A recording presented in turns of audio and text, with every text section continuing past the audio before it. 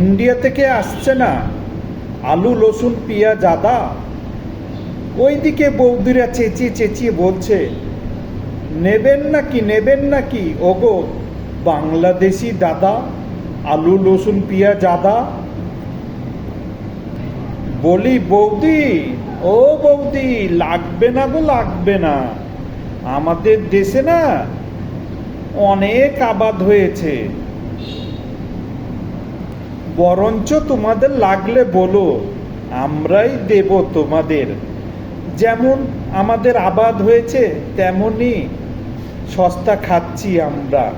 তোমাদের কাছ থেকে যখন লিখছিলাম তখন তো তোমরা খুব খোঁচা দিয়ে বলছিলে আমাদের না নিলে পরে বাংলাদেশ চলবেই না। তাই তো এখন তোমাদের কাছ থেকে আমরা নিচ্ছি না, বুঝলে বৌদি।